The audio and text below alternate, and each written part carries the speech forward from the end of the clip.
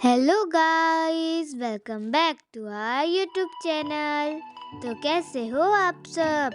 आशा करती हूँ कि आप सब अच्छे होंगे। तो आज मैं आपको एक कहानी सुनाने जा रही हूँ। तो कहानी शुरू करने से पहले मेरे वीडियो को लाइक, चैनल को सब्सक्राइब और हाँ, सब्सक्राइब के साइड में जो बेल आइकन है उसे भी दबा देना और शेयर करना तो भूलना ही मत। और मुझे कमेंट में बताना कि आपको मेरी आज की ये कहानी कैसी लगी। तो चलिए बिना किसी देरी के वीडियो शुरू करते हैं। So let's get started. तो दोस्तों, मेरी कहानी का नाम है जैसा करोगे वैसा ही भरोगे। तो चलिए कहानी शुरू करते हैं। So let's get started. जैसा करोगे वैसा ही भरोगे।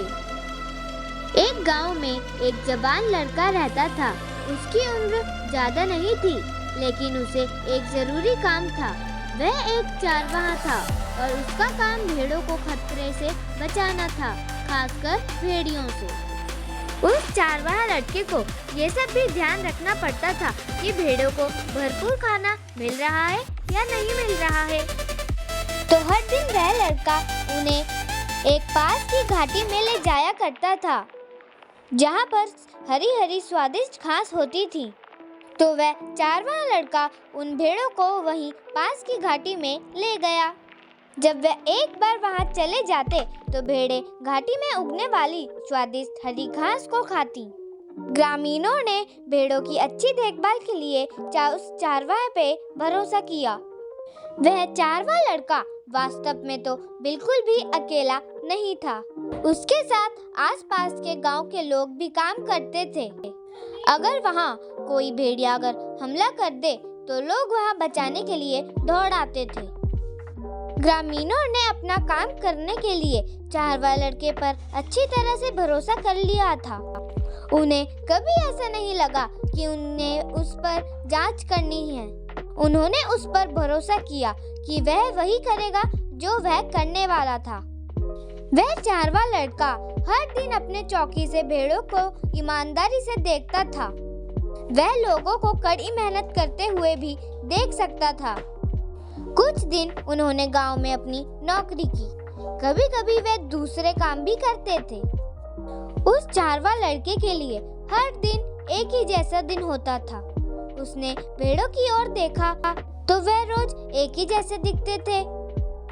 फिर उसने जंगल की ओर देखा, यह भी वही दिखते थे। इनमें भी कोई बदलाव नहीं आया था। जबकि वह ज्यादातर दिनों में केवल अपना काम करने के लिए खुश था। कुछ दिन वह चाहता था कि कुछ रोमांचक हो। वह चारवाहा लड़के ने अपने पूरे जीवन में भेड़िए को कभी भेड़ों के पास आते हुए नहीं देखा था। वास्तव में तो उसने कभी भेड़िए भी नहीं देखे थे। कुछ लोगों ने तो जंगल में भेड़ियों की चीख सुनने की कहानियां भी सुनाई, लेकिन लड़के ने कभी कोई चीख सुनी ही नहीं। कभी-कभी तो वह यही सोचता था कि क्या सच में कोई भेड़िए होते भी हैं। एक दिन चारवाहे ने चीजों को और रोमांचक बनाने की कोशिश की। उसने सोचा, शायद मैं भेड़ों के साथ कुछ खेल खेल सकूं। उसने अपने अगले दिन की योजना बनाई और जब उसने अपने मजे के बारे में सोचा तो वह मुस्कुराया। अगले दिन की सुबह वह चारवाहा लड़का सुबह बहुत जल्दी ही उठ गया। उसने जल्दी जल्दी नाश्ता किया और फिर दिन भर के लिए अपना बैग पैक कर लिया। फिर उसने अपने माता पिता को अलविदा कहा और भेड़ों के घाटी में ले जाने के लिए जल्दी की। जैसे ही वह घाटी में हरी घास के पास पहुंचा, चारवाहा लड़के ने भेड़ों के साथ खेल खेलने की कोशिश की। हालांकि भेड़ का एक अलग विचार था। वह कैच नहीं खेलना चाहते थे। वह गेंद को उछालने की कोशिश में दिलचस्पी नहीं ले रहे थे। और हाँ, वह तो गेंद को किक मारने की भी कोशिश नहीं कर रहे थे और न ही वह करना चाहते थे। सभी की सभी भेड़ियां घास खाना चाहती थी या तो झपकी लेना चाहती थी। फिर वह चारवाहा लड़के ने सोचा, ये बिल्कुल भी मजेदार नहीं है।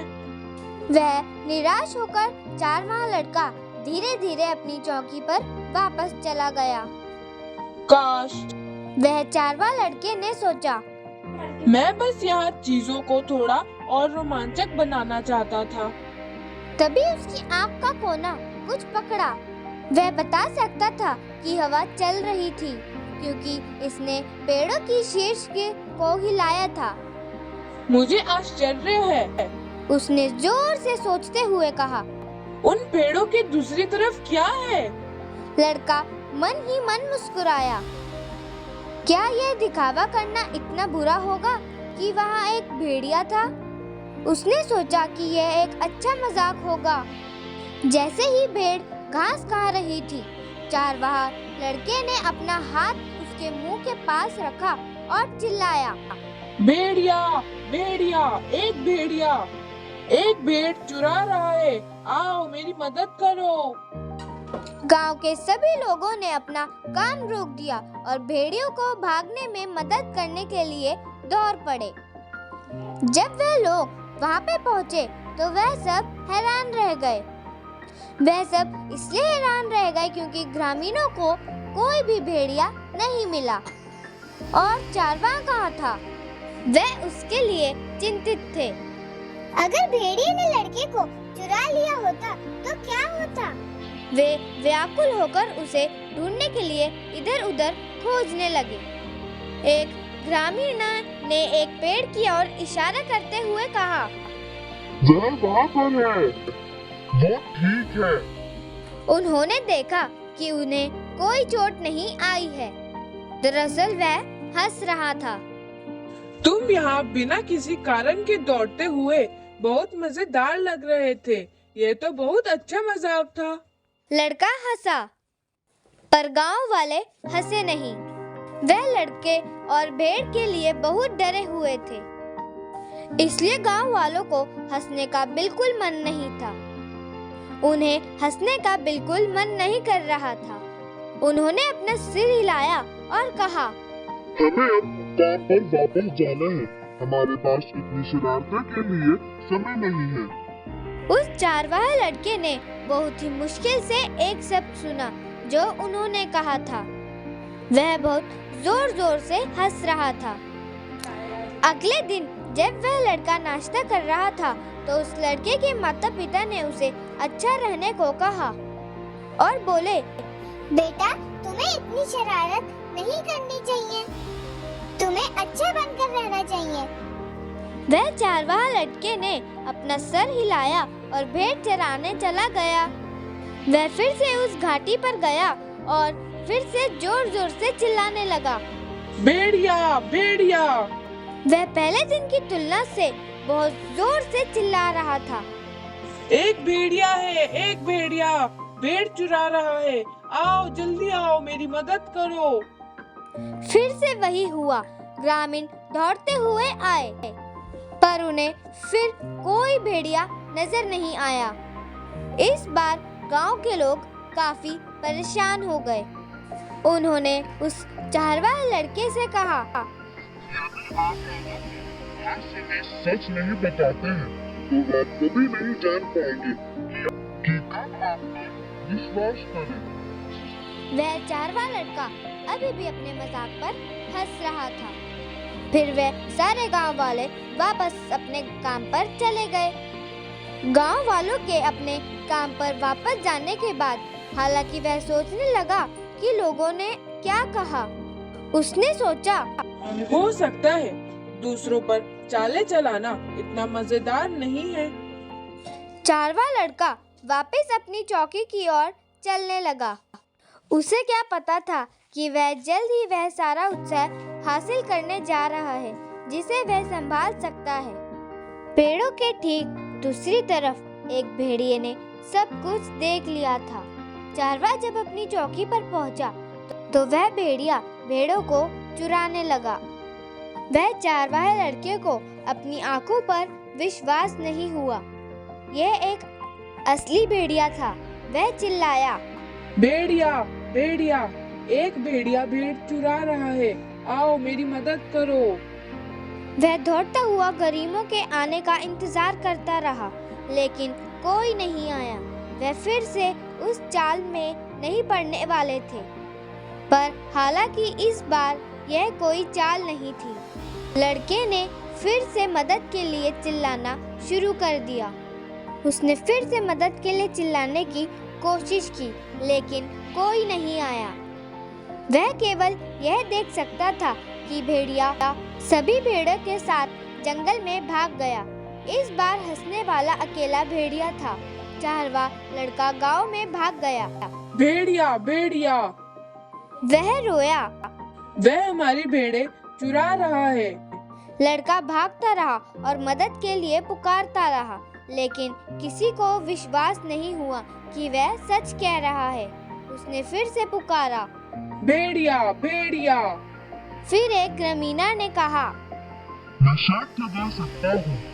मैं विश्वास नहीं कर सकता कि लड़का हमें फिर से मूर्ख बनाने की कोशिश कर रहा है। फिर एक अन्य ग्रामीणा ने कहा, ठीक है, वह मुझे मूर्ख नहीं बनाने जा रहा है, पर मैं उस पर विश्वास नहीं कर सकता।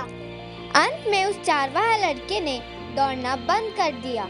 उन्होंने कहा, मैं इस बार सच कह रहा हूँ। घाटी में वास्तव में एक भेड़िया है और वह वास्तव में भेड़ों को चुरा रहा है। आपको मुझ पर विश्वास करना होगा। गांव वालों ने आकर लड़के को देखा।